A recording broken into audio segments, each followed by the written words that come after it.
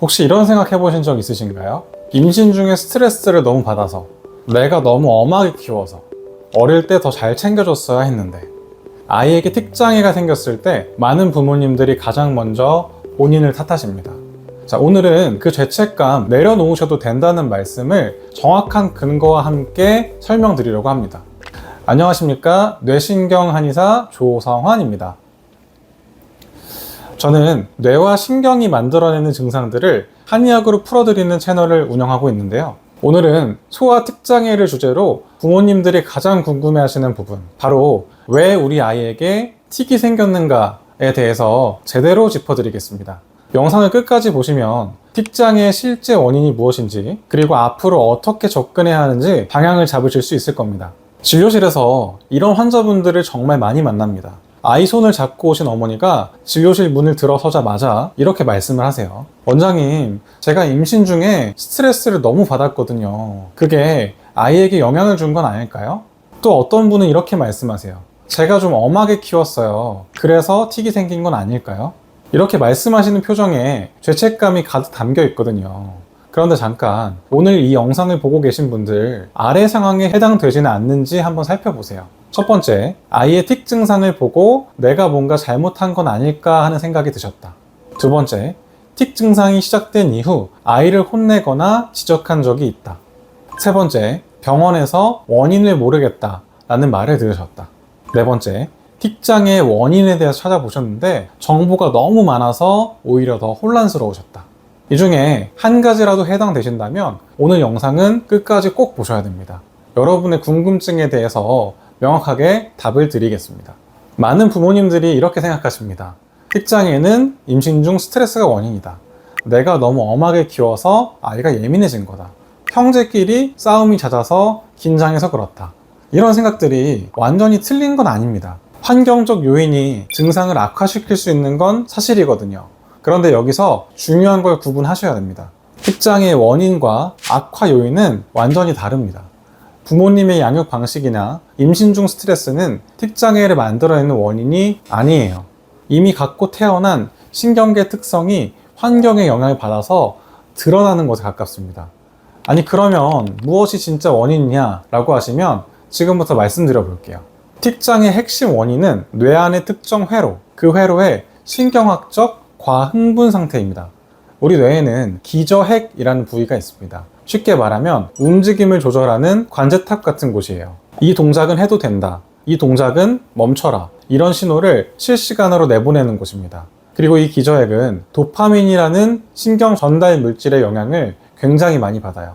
틱장애가 있는 아이들은 이 기저핵 회로가 과도하게 흥분된 상태, 그리고 도파민 신호가 불균형한 상태에 있을 확률이 높습니다. 멈춰라 라는 신호가 제때 작동하지 못하고 억제되어야 할 동작이나 소리가 밖으로 새어 나오는 거예요. 이게 바로 틱입니다. 건물을 지을 때 내진 설계를 하잖아요. 튼튼하게 지어진 건물은 웬만한 지진에 흔들리지 않습니다. 그런데 처음부터 구조적으로 약한 건물은 작은 진동에도 균열이 크게 생기고 외부 충격이 크면 클수록 그게 더 눈에 보이게 드러나게 되겠죠. 틱장애가 있는 아이의 뇌신경 회로도 마찬가지입니다. 처음부터 일반 아이들보다 역치, 즉 외부 신호에 반응하는 민감도의 기준선, 이것이 낮은 경우가 있어요.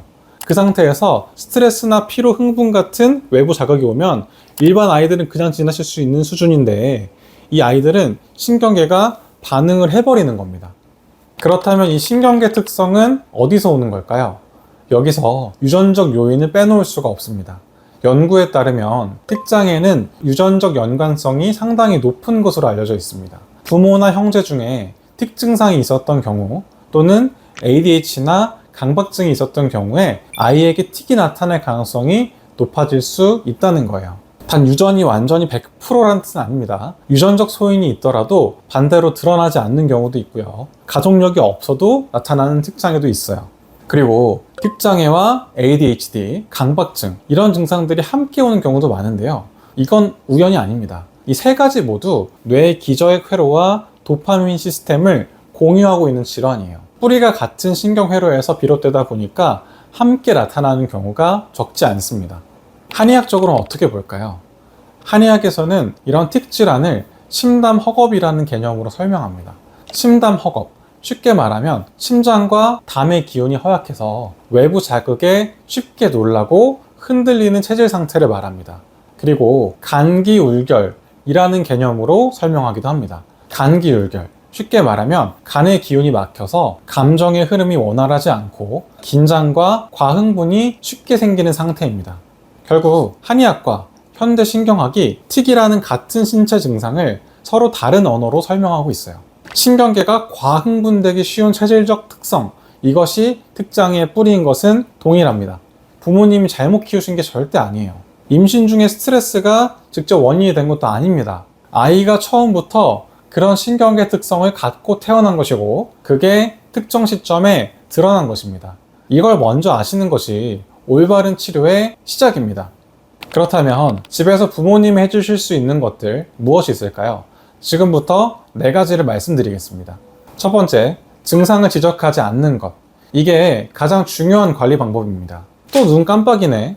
그러지 마. 이렇게 지적하시면 아이는 짧은 순간 긴장해서 틱이 줄어드는 것처럼 보일 수는 있어요. 그런데 그게 아이에게는 스트레스로 작용합니다. 스트레스는 과흥분된 신경계를 더 예민하게 만드는 연료가 돼요. 아이가 틱 증상을 보일 때 못 본 척 해주시는 것이 최고의 대응 방법입니다. 실제로 미국 신경학회는 2019년 공식 가이드라인을 통해서 틱장애의 1차 치료로 행동치료 CBIT를 권고하고 있는데요. 그 핵심 중 하나가 주변의 반응을 줄이고 아이가 증상에 과도하게 집중하지 않도록 환경을 만들어주는 것입니다. 두 번째, 전조 느낌을 알아채는 연습을 하는 것입니다. 최근 틱장애 행동치료 분야에서 주목받고 있는 개념이 있습니다.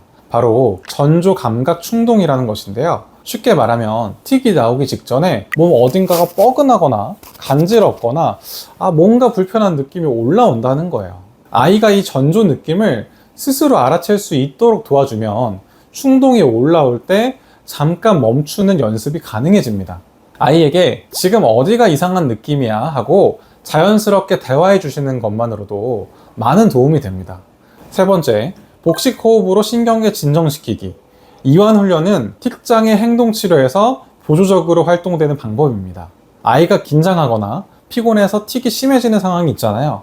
그럴 때 배로 천천히 숨을 들이쉬고 내쉴 때 길게 내보내는 복식 호흡을 함께 연습해 보세요. 4초 깊게 들이쉬고 6초 동안 내쉬는 리듬이 기본입니다.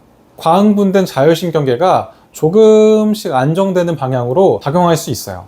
언제 하시면 되냐면요, 자기 전에 3분 정도만 아이와 함께 누워서 해주시면 돼요.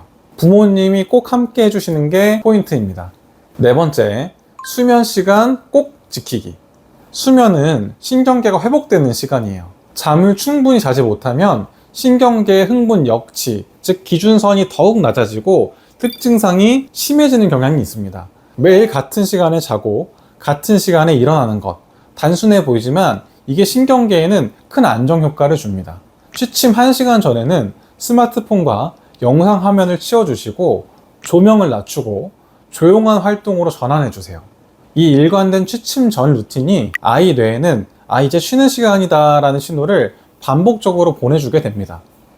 오늘 말씀드린 집에서 하는 관리 방법 4가지, 틱 증상을 악화시키지 않기 위해서 또 신경계를 안정시키는 환경을 만드는 방법입니다. 그런데 아이가 이미 여러 부위의 틱이 복합적으로 나타나거나 소리틱까지 함께 온다든지 또 틱 증상이 1년 이상 좀 오래 지속되고 있다면 사실 이런 가정에서 관리하는 방법만으로는 한계가 분명히 있습니다. 이런 경우에는 반드시 전문적인 진료를 받으셔야 돼요. 틱장애는 원인을 정확하게 파악을 하고 아이의 신경계 특성에 맞는 접근이 이루어질 때 증상이 안정되는데 큰 도움이 될 수 있습니다. 자, 오늘 영상과 비슷한 경험을 하고 계신 분들 댓글로 공유해 주세요. 우리 아이는 이런 상황입니다. 이렇게 간단하게라도 남겨주시면 제가 읽고 답변 최대한 드리겠습니다. 다음 영상에서는 틱장애에 과연 어떤 치료가 실제로 도움이 되는지 그 치료 접근법에 대해서 조금 더 자세히 다뤄보겠습니다. 오늘 영상이 조금이라도 도움이 되셨다면 구독과 좋아요, 알림 설정까지 부탁드립니다. 지금까지 뇌신경한의사 조성환이었습니다. 감사합니다.